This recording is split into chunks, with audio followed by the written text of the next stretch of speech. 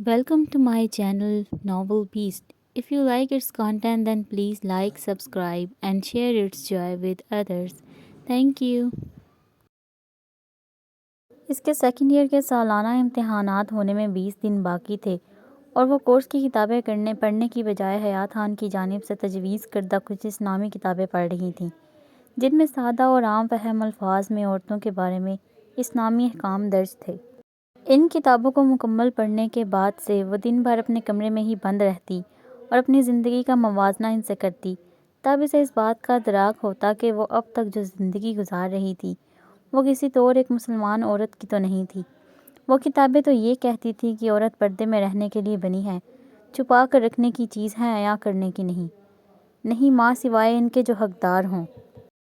اور پھر اسے احساس ہوتا کہ اس نے تو اپنی گزشتہ 17 سالہ زندگی ایک شو پیس کی طرح گزاری ہے۔ وہ تو خود کو چھپانے کی بجائے فخر سے اپنی نمائش کرنے میں مصروف رہی تھی۔ صرف وہی نہیں، اس کی ماں، اس کی دوست تانیہ، اس کی کلاس فیلوز، اس کی سوسائٹی کی کم و بیش ہر ایک لڑکی ایسی ہی تھی۔ کبھی وہ تنگ جینز اور ٹی شرٹ میں ملبوس ہو کر لہراتی زلفیں کھلی چھوڑ شیشے میں اس امانی کو دیکھتی جو اس کی حقیقت تھی، جو وہ بن چکی تھی، اور کبھی کسی ڈھیلے ڈھالے سے لباس میں ملبوس ہو کر چہرے کے گرد دوپٹے کا حالہ بنا کر اس امانی کو دیکھتی جو اسے ہونا چاہیے تھا، جو قرآن کہتا تھا، جو اللہ کا حکم تھا۔ ان کتابی باتوں نے اس کے دل و دماغ کی جنگ کو تو چھیڑ دیا تھا، مگر وہ چاہ کر بھی اپنے عمل میں اپنی ذات میں کوئی تبدیلی نہیں لا پا رہی تھی۔ وہ خود کو بدلنا چاہتی تھی مگر اس میں ہمت نہیں تھی، کیونکہ وہ عالمی المیہ لوگ کیا کہیں گے کا شکار تھی، اور چاہ کر بھی اپنے اندر ان لوگوں کے خلاف جانے کی ہمت نہیں پیدا کر پا رہی تھی، جن کو کسی بات سے غرض نہیں ہوتی ماں سوائے تماشا بنانے کے لیے، کوئی چٹپٹی خبر تلاش کرنے کے۔ ان دنوں وہ بس اتنا کہہ رہی تھی کہ دن بھر اپنی ذات کا تجزیہ کرتی رہتی تھی۔ اب اس نے لگن لگا تھا کہ اسے کتھارس کے لیے کسی سے اپنے تمام صورتحال کے متعلق بات کرنے کی ضرورت ہے۔ اگر وہ کسی سے اپنی حالت کے بارے میں بات نہیں کرے گی تو اس کے اندر چھڑی یہ جنگ اسے پاگل کر دے گی۔ مگر آخر وہ بات کس سے کرتی؟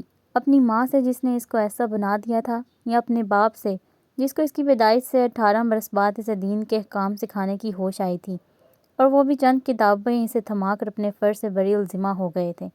اور پھر اچانک اسے صبا کا خیال آیا۔ ہاں، وہ مختلف تھی، ان جیسی نہیں تھی، وہ بالکل ویسی تھی جیسی اسے ہونا چاہیے تھا، ایک باوقار مسلمان عورت جس کو دیکھ کر لوگوں کی نظریں خود بخود احتراماً جھک جاتیں۔ اور 2 سال وہ اپنی باقی کلاس فیلوز کی طرح اس کے پردے کی وجہ سے ہی اچھوت سمجھی جاتی رہی۔ کیسی جہالت تھی! اس کے دل میں نہ جانے کیوں اس دن شدت سے صبا سے بات کرنے کی خواہش پیدا ہوئی تھی۔ اسے پورا یقین تھا کہ بس ایک وہی تھی جو اس کے اور اس کے اندر چھڑ چکی اس جنگ کو ختم کر سکتی تھی، اس کو فیصلہ لینے میں مدد کر سکتی تھی، اس کا ہاتھ پکڑ کر اسے سیدھے راستے پر چھوڑ سکتی تھی، مگر وہ بے بس تھی، کیونکہ اس کے پاس صبا سے رابطے کا کوئی ذریعہ نہیں تھا۔ فیئر ویل پارٹی کو گزرے 10 دن ہو چکے تھے اور صبا نے بھی پلٹ کر اس سے کوئی رابطہ نہیں کیا تھا۔ اسی الجھن میں دن تیزی سے گزرتے گئے اور امتحانات سر پر آ گئے۔ وہ ان کتابوں کو چھوڑ بجھے دل سے کورس کی کتابوں کو رٹے مارنے لگی اور بامشکل امتحانات دے پائی۔ ویسے تو وہ ہونہار تھی، مگر اس بار جس کیفیت میں اس نے امتحانات دیے تھے، اسے یقین تھا کہ وہ 1-2 مضامین میں تو ضرور فیل ہوگی۔ قریباً 20 دن کے عرصے میں وہ اپنے امتحانات سے مکمل طور پر فارغ ہو چکی تھی۔ یہ اس کے آخری پیپر سے اگلے دن کی بات تھی جب وہ مکمل طور پر فارغ ہونے کے باوجود اپنے اعصاب پر منو کے حساب سے بوجھ محسوس کر رہی تھی۔ اس نے سوچا تھا کہ امتحانات کے دوران شاید اس کی ملاقات صبا سے ہو جاتی، مگر صبا امتحانات میں غیر حاضر رہی تھی، اور یہ بات اس کی پریشانی میں مزید اضافہ کر رہی تھی۔ ان دنوں اس کی یحییٰ سے ایک بار بھی بات نہیں ہوئی تھی، کیونکہ وہ اس کو بتا چکی تھی کہ وہ امتحانات میں مصروف ہے۔ اسی وجہ سے اس کی جانب سے بھی اسے کوئی کال یا میسیج موصول نہیں ہوا تھا۔ اس دن معمول کے مطابق حیات خان اپنے آفس، جبکہ گلشن اپنے سیلون میں تھی، اور جب وہ اپنے کمرے میں بیٹھی مکمل طور پر بور ہو گئی تو اس نے لاؤنج میں آ کر LED آن کر لی، اور جو پہلا چینل آن کیا اس پر لگا مارننگ شو دیکھنے لگی۔ اتفاق کی نمائش کر رہی بلینڈ دی ٹرینڈ سے شو کی ہوسٹ گلشن ہی کی وارڈروب۔ اپنی ماں کے ڈیزائن کردہ وہ جوڑے جو پہلے اسے ٹرینڈی اور کلاسی لگتے تھے، آج اوٹ پٹانگ لگ رہے تھے۔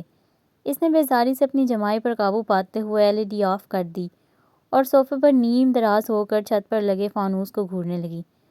وہ سوچوں کے سمندر میں غرق ہونے ہی والی تھی کہ اسے کسی کے قدموں کی آہٹ سنائی دی جو اس کی ہی جانب بڑھ رہی تھی۔ وہ فوراً صوفے سے اٹھی اور مرکزی دروازے کی جانب دیکھنے لگی۔ امتحانات کے ختم ہونے کے بعد زارا اسٹور واپس آ چکی تھی اور اب روزی کے لیے احمد سے کال پر بات کرنا ناممکن تھا، اس لیے وہ دن بھر اسے چیٹنگ کرتی رہتی تھی۔ زارا نے واپسی کے بعد چند دنوں میں ہی محسوس کر لیا تھا کہ اس کی حرکات کچھ مشکوک تھیں۔ وہ سارا دن بس اپنے کاؤنٹر پر پڑے کمپیوٹر میں غرق رہتی تھی، نہ اسٹور میں پڑے سامان کا کچھ ہوش تھا اور نہ کسٹمرز کی کوئی خبر۔ وہ کن رکھیوں سے اسے دیکھتے ہوئے کسٹمرز کو ڈیل کرتی رہی مگر اسے کچھ نہیں پوچھتی تھی۔ اس رات 2 بجے اس کی آنکھ کھلی تو اس وقت بھی روزی فون پر لگی ہوئی تھی۔ اس سے پہلے وہ کبھی فون اور انٹرنیٹ کا اس قدر زیادہ استعمال نہیں کرتی تھی۔ اس نے انجان خدشات میں گھرے ہوئے آنکھیں موند لیں مگر وہ سو نہیں رہی تھی۔ کچھ دیر بعد روزی نے فون پر سے نظریں ہٹا کر اسے دیکھا۔ زارا کو سوتا پا کر وہ اپنے بیڈ سے اٹھی اور باتھ روم کی جانب بڑھ گئی۔ وہاں اس نے ٹوٹی کھولی چھوڑ کر احمد کا نمبر ملا لیا۔ اس نے 3 دنوں سے اسے بات نہیں کی تھی اور آج اس کا شدت سے دل چاہ رہا تھا کہ وہ احمد کی آواز سنے، اس لیے مجبوراً اسے یہ راستہ اختیار کرنا پڑا۔ کہاں پہ ہو تم ابھی؟ احمد نے رسمی سلام دعا کے بعد پوچھا۔ باتھ روم میں، اس نے سرگوشی کی۔ جواباً وہ زور سے ہنس دیا۔ آپ ہنس کیوں رہے ہیں؟ اس کے ہنسنے پر وہ چڑ گئی۔ کچھ نہیں، یوں ہی۔ وہ اپنی ہنسی دبا گیا۔ آپ اس وقت کیا کر رہے ہیں؟ میں سونے کے لیے لیٹ گیا ہوں، کچھ دیر پہلے امی کو کال کی تھی۔ وہ اب مدھم سی آواز میں بات کر رہا تھا۔ کیسی ہیں آپ کی امی اور کیا باتیں ہوئیں ان سے؟ امی ٹھیک ہیں، باتیں تو وہی تھیں معمول کی۔ وہ مجھ سے پوچھ رہی تھی کہ کیا وہ خالہ کے گھر میرے رشتے کی بات چلا لیں۔ یہ سن کر روزی کا دل جیسے کسی نے مٹھی میں جکڑ لیا تھا۔ پھر آپ نے کیا کہا؟ وہ مشکل بول پائی۔ میں نے کہا ابھی نہیں۔ کیوں؟ میں ابھی شادی نہیں کر سکتا یار، پہلے میں خود کو اس قابل بنانا چاہتا ہوں کہ اپنی فیملی کو ہر سہولت دے سکوں۔ میں نہیں چاہتا کہ کل کلاں کو میرے بچے بھی وہ محرومیاں برداشت کریں جو ساری زندگی میں کرتا رہا ہوں۔ جب آپ اس قابل ہوں گے تو کیا اپنی خالہ کی بیٹی سے ہی شادی کریں گے؟ ضروری نہیں کہ اسے سے کروں، کوئی اور بھی ہو سکتی ہے، مجھ سے کر لیں۔ وہ اس کو کھو دینے کے خوف سے بے دھڑک اپنے دل کی بات بول اٹھی۔ تم سے؟ وہ سوچ میں پڑ گیا۔ کیا میں آپ کو اچھی نہیں لگتی احمد؟ اسے لگا تھا وہ یہ سن کر خوش ہوگا۔ اچھی تو تم بہت ہو مگر کیا؟ تھوڑی سی موٹی ہو، وہ شرارت بھرے انداز میں بولا۔ احمد میں مذاق نہیں کر رہی، اور وزن کا کیا ہے، ایک بار نیت کر لی تو 1 ماہ میں کم کر لوں گی۔ اسے بتانے کے ساتھ ہی اس نے دل میں پختہ ارادہ بھی کر لیا۔ چلو پھر ایسا کرو، وزن کم کرو، تب تک میں اس بارے میں سوچتا ہوں۔ اس کی آواز اب نیند میں ڈوبی ہوئی لگ رہی تھی۔ احمد مجھ سے شادی کر لیں، آپ کو بڑا فائدہ ہوگا۔ میں آپ کے لیے ایک بہت اچھی بیوی ثابت ہوں گی۔ آپ اپنے ساتھ مجھے جس حال میں رکھیں گے میں رہ لوں گی۔ وہ جذبات میں بہہ کر اظہار محبت کرنے ہی والی تھی کہ باتھ روم کا دروازہ بج اٹھا۔ کیا ہوا؟ تم چپ کیوں ہو گئی روزی؟ اس کے خاموش ہو جانے پر احمد نے بے قراری سے پوچھا۔ لگتا ہے زارا جاگ گئی ہے، میں آپ سے صبح بات کروں گی۔ اس نے سرگوشی کرتے ہی کال منقطع کر دی، پھر فون اپنی جیکٹ کی جیب میں ڈالتے ہوئے دروازہ کھول دیا اور اسے نظریں ملائے بغیر ہی اپنے بیڈ پر جا کر لیٹ گئی۔ مگر زارا باتھ روم جانے کی بجائے اس کے سر پر آ کھڑی ہوئی۔ وہ اسے سوالیہ نظروں سے دیکھنے لگی۔ تم یہ کیا کرتی پھر رہی ہو روزی؟ وہ غصے میں لگ رہی تھی۔ کیا کیا ہے میں نے؟ وہ یکسر انجان بن گئی۔ اندھی نہیں ہوں میں، سب پتہ چل رہا ہے مجھے کون ہے وہ لڑکا جس سے تم اتنے دنوں سے چھپ چھپ کر باتیں کرتی ہو۔ روزی سمجھ گئی تھی کہ اب جھوٹ بولنے کا کوئی فائدہ نہیں، مگر وہ ابھی سے سچ بھی نہیں بتانا چاہتی تھی، تو چپ رہی۔ جانتی ہو اگر ابو کو پتہ چلا تو وہ تمہاری جان لے لیں گے۔ وہ اس کے قریب بیٹھ کر دبے دبے غصے سے چلائی۔ تو ابو کو مت بتانا تم، حد ہے بے شرمی کی۔ بجائے غلط کام سے منع ہونے کے تم مجھے اپنی کرتوت پر پردہ ڈالنے کا کہہ رہی ہو۔ زارا کا پارا مزید ہائی ہو گیا۔ میں اسے پسند کرتی ہوں اور اس سے شادی کرنا چاہتی ہوں زارو۔ اس نے یہ کہہ کر آنکھیں بند کر لیں۔ کون سی پسند اور کون سی شادی؟ ابو تمہاری شادی چچا ظفر کے بیٹے اشفاق سے طے کر چکے ہیں۔ زارا نے اس کے سر پر آسمان گرا دیا تھا۔ وہ اچھل کر بیٹھ گئی۔ جھوٹ بول رہی ہو نا تم؟ ایسی کوئی بات نہیں، میں جانتی ہوں تم یہ سب مجھے خوفزدہ کرنے کے لیے کہہ رہی ہو تاکہ میں احمد سے بات نہ کروں۔ وہ زارا کے چہرے کو بغور دیکھتے ہوئے بولی جو بالکل سپاٹ تھا۔ میں سچ کہہ رہی ہوں روزی، اور یہ رشتے تب سے طے ہو چکے ہیں جب ہم پاکستان گئے تھے۔ میں نے خود کئی بار امی کو جھوٹی امی سے یہ بات کرتے سنا ہے۔ زارا نے اس کے کندھے سے تھام کر اسے وہ سچ بتایا جس کا سامنا وہ کبھی نہیں کرنا چاہتی تھی۔ ایسا نہیں ہوگا، میں ایسا ہرگز نہیں ہونے دوں گی۔ میں اس جاہل گوار مچھڑ اشفاق سے شادی نہیں کروں گی، بھلے ہی ابا مجھے کیوں نہ مار کیوں نہ دے، میں اگر شادی کروں گی تو صرف احمد سے۔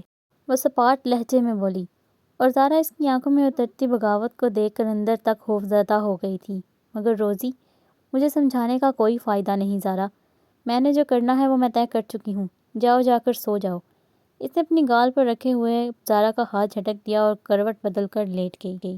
وہ رات ان دونوں نے آنکھوں میں کاٹی تھی۔ روزی کو اب ہر حال میں جلد از جلد احمد سے بات کرنی تھی تاکہ وہ اس کے ابو سے اس کا ہاتھ مانگ لیتا، اور زارا اس کشمکش میں تھی کہ وہ روزی کے اپنے ابو کو بتائے یا نہیں، کیونکہ اس کی باتوں سے صاف ظاہر ہو چکا تھا کہ وہ کسی صورت بھی اپنے موقف سے پیچھے نہیں ہٹے گی۔ اس کے لیے اگر اسے اپنے باپ کے خلاف جانا پڑا تو وہ یہ بھی کر گزرے گی۔ 8 دن گزر چکے تھے، نہ تو اسے گرفتار کرنے کے لیے چیف سٹیون آیا اور نہ ہی اسے تنگ کرنے کے لیے الہان۔ البتہ مسٹر جانسن روزانہ اسے وائٹ ٹیولپ کا بکے تیار کروا کے لے جاتے تھے جو نہ جانے کس کے ذریعے وہ اس تک پہنچاتے تھے۔ اس کے دماغ میں کئی سوال آتے تھے، وہ روز سفید ٹیولپس کیوں خریدتا ہے، کس کو دیتا ہے، $1 زیادہ کیوں پے کرتا ہے، اس نے اس پر شک کیوں کیا، وہ اس کے سامنے اردو کے جملے کیوں استعمال کرتا ہے، کیا وہ یہ جانتا ہے کہ اسے اردو آتی ہے، اور پھر اسے اس کی گرفتاری کی جھوٹی خبر دے کر وہ خود اچانک منظر سے غائب کیوں ہو گیا۔ مگر اس کے پاس ان سوالوں کے کوئی جواب نہیں تھے۔ کبھی کبھی اس کا دل کرتا تھا کہ وہ مسٹر جانسن سے ہی پوچھ لے، مگر پھر وہ یہ سوچ کر چپ ہو جاتی تھی کہ وہ کیا سوچیں گے، کیونکہ وہ اس اجنبی کے بارے میں اتنی دلچسپی لے رہی ہے۔ پھر کبھی کبھی وہ یہ بھی سوچتی تھی کہ اچھا ہی ہوا اسے جان چھوٹ گئی، کیونکہ صرف ایک اسی شخص کی وجہ سے وہ اس شہر میں خود کو غیر محفوظ سمجھنے لگی تھی۔ مگر آخر وہ اتنے دنوں سے ہے کہاں؟ یہ وہ سوال تھا جس پر آ کر وہ الجھ جاتی تھی۔ اس شام بھی وہ اسی سوچ میں ڈوبی ہوئی تھی جب مسٹر جانسن نے آ کر اسے وقت کا احساس دلایا اور دکان بند کرنے کا کہا۔ اس نے تیزی سے سارا سامان سمیٹا اور دکان بند کر دی۔ پھر وہ دونوں ایک ساتھ براڈ وے پر چلنے لگے، اور رات کے وقت براڈ وے دن سے زیادہ پر ہجوم ہو جاتی تھی۔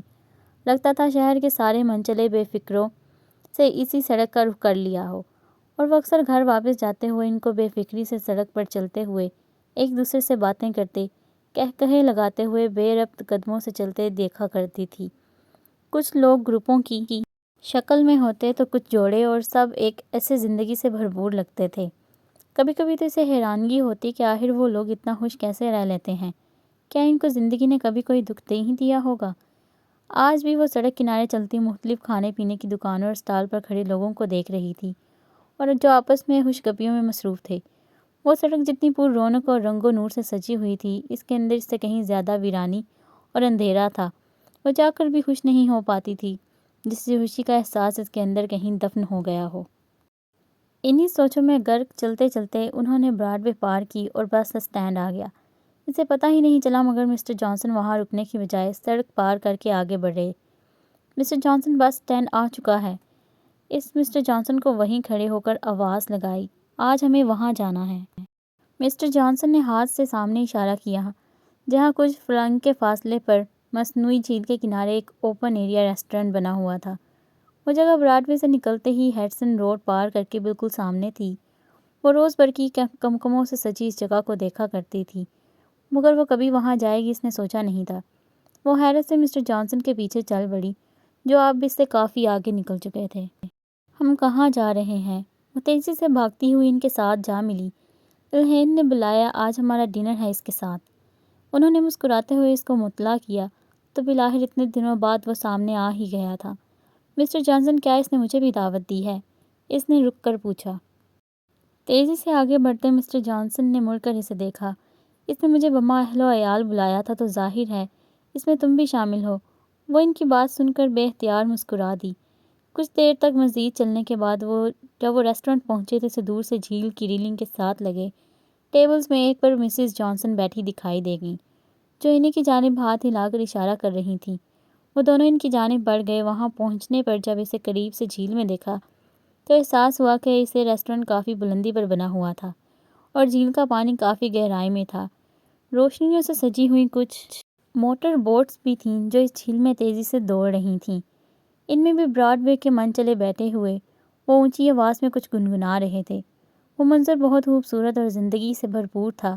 کچھ پل کے لیے اسے دیکھ کر وہ کھو سی گئی تھی۔ اس کی محویت تب ٹوٹی جب مسز جانسن نے اسے پکارا۔ وہ مسکراتی ہوئی ان کے ساتھ والی کرسی پر بیٹھ گئی، جو ریلنگ کے بالکل ساتھ ہی پڑی تھی۔ ابھی تک ان کے میزبان کا کچھ اتا پتہ نہیں تھا۔ یہ اچھی مہمان نوازی ہے، ہمیں بلا کر خود غائب ہے، اس نے سڑک کی جانب دیکھتے ہوئے کہا جہاں سے اس کو آنا تھا۔ تبھی اپنے بالکل سامنے موجود ریسٹورنٹ کی اندرونی بلڈنگ سے اسے ایک ویٹر پروفیشنل انداز میں ایک ڈش اپنے ہاتھ پر ٹکائے ان کی طرف بڑھتا ہوا دکھائی دیا، اور ایک پل لگا تھا اسے الہان کو اس ویٹر کی وردی میں ملبوس دیکھ کر پہچاننے میں۔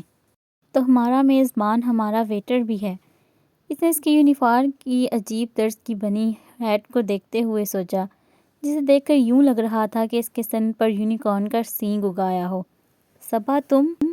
مرکزی دروازے سے آنے والی کوئی اور نہیں صبا تھی، جس کو دیکھ کر امانی کی خوشی کا کوئی ٹھکانہ نہیں رہا تھا۔ وہ تیزی سے صوفے سے اٹھ کر اس کی جانب بھاگی اور بے اختیار ہی سے لپٹ گئی۔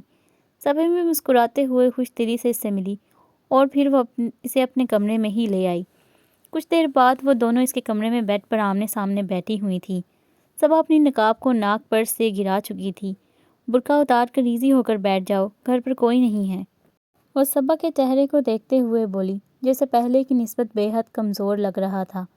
نہیں، میں یوں ہی ٹھیک ہوں، وہ سہولت سے بولی، جس کے بعد امانی نے مزید اصرار نہیں کیا۔ پہلے تو یہ بتاؤ کہ تم اتنے دن سے تھی کہاں؟ پیپرز بھی نہیں دیے اور میرا نمبر لے لیا، مگر مجھ سے رابطہ تک نہیں کیا۔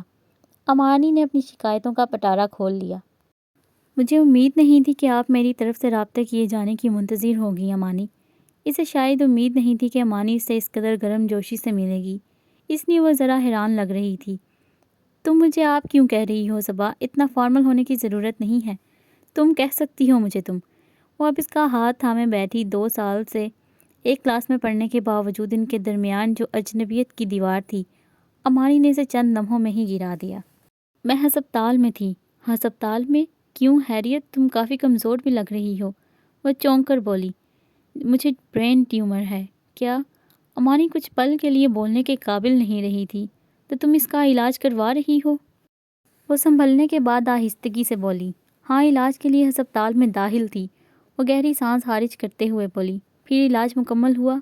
اب ٹیومر بہت بڑھ چکا ہے اور ڈاکٹرز نے آپریشن کا کہا ہے، مگر اس کا خرچہ بہت زیادہ ہے اور ہمارے پاس اتنے پیسے نہیں، اس لیے میں ہسپتال سے آ گئی تاکہ جو سانسیں بچی ہیں میں اپنے پیاروں کے درمیان گزار سکوں۔ وہ دکھ سے بول رہی تھی یا بے بسی سے، امانی کو اندازہ نہیں ہو سکا۔ ایسے مت کہو صبا، تمہیں کچھ نہیں ہوگا، وہ بے چینی سے بولی۔ کتنا خرچہ آئے گا علاج پر؟ 11 لاکھ۔ تم مجھے اپنا ایڈریس اور فون نمبر دے دو، میں بابا سے بات کر کے تم سے رابطہ کروں گی، وہ ضرور تمہارا علاج کروائیں گے اور اللہ نے چاہا تو تم بالکل ٹھیک ہو جاؤ گی۔ میں حسن صاحب کے گھر رہتی ہوں۔ کیا؟ وہ بری طرح چونک اٹھی۔ کون حسن صاحب؟ جو ہمارے ہمسائے ہیں؟ امانی نے تصدیق چاہی تھی۔ جی وہی حسن صاحب، صبا نے اطمینان سے جواب دیا۔ ڈونٹ ٹیل می کہ تم میرے پڑوس میں رہتی تھی اور مجھے علم تک نہیں ہوا۔ وہ صدمے میں تھی۔ یہ سچ ہے، وہ کندھے اچکا کر بولی۔ کب سے رہ رہی ہو تم یہاں؟ ہمیشہ سے۔ کیا؟ اس کو ایک اور دھچکا لگا۔ کیا رشتہ ہے تمہارا حسن انکل سے؟ وہ سنبھل کر بولی۔ کوئی رشتہ نہیں، میری امی ان کے ہاں ملازمہ ہیں اور ہم دونوں انہی کے ہاں سرونٹ کوارٹر میں رہتے ہیں۔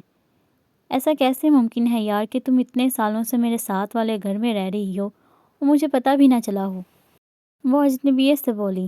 میں بچپن میں تمہارے گھر آیا کرتی تھی، شاید تمہیں یاد ہو۔ مانی نے یاد کرنے کی کوشش کی مگر اسے اس حوالے سے کچھ یاد نہیں آیا تھا۔ تم مجھے ہمیشہ سے ہی بہت اچھی لگتی تھی اور میں تمہیں اپنی دوست بنانا چاہتی تھی، مگر میری امی کہتی تھی کہ تم اونچے گھرانے سے تعلق رکھتی ہو، تم کبھی مجھ سے دوستی نہیں کرو گی، مگر میں پھر بھی زرینہ خالہ صفائی کرنے والی کے ساتھ تمہارے گھر آ جایا کرتی تھی تاکہ میں کسی طرح تمہاری نظروں میں آ جاؤں، مگر تم نے کبھی مجھے نوٹس ہی نہیں کیا تھا۔ پھر ایک دن وہ بولتے بولتے رک ہی گئی تھی۔ پھر امانی کو اس میں رکنے پر عجیب بے چینی ہوئی تھی۔ تمہاری امی نے مجھے یہاں سے بے عزت کر کے نکال دیا تھا، تم اس دن گھر پر نہیں تھی اور میں نے تمہیں دیکھنے کے لیے آ گئی، مگر تمہاری امی کو شاید میرے ارادے کے بارے میں پتہ چل گیا تھا۔ انہیں میرے تمہارے آس پاس منڈلانا بالکل پسند نہیں تھا، اس وجہ سے انہوں نے مجھے کہا کہ میں تم سے دور رہوں اور آئندہ کبھی تمہارے گھر نہ آؤں، اور امانی کو یقین تھا کہ اس میں ایسا کر سکتی تھی۔ پھر وہ کچھ دیر بعد پھر بولی، اس دن میں بہت روئی تھی، پھر میری امی نے مجھے ہزاروں بار سمجھائی ہوئی بات دوبارہ سمجھائی کہ تم کبھی مجھ سے دوستی نہیں کرو گی، مگر میں اپنے دل کی اس خواہش کو کبھی ختم نہیں کر سکی، مگر ہاں اس کو پورا کرنے کی کوشش ضرور چھوڑ دی تھی۔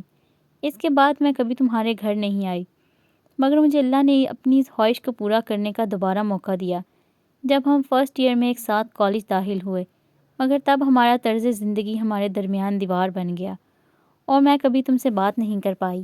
وہ افسردگی سے بتا رہی تھی، لیکن اب تو ہم دوست ہیں، میں جانتی ہوں کہ تمہارے اس طرز زندگی کی وجہ سے ہی ہماری پوری کلاس کا رویہ تمہارے ساتھ غلط تھا، اور یقین مانو ہم سمجھ حالت میں تھے۔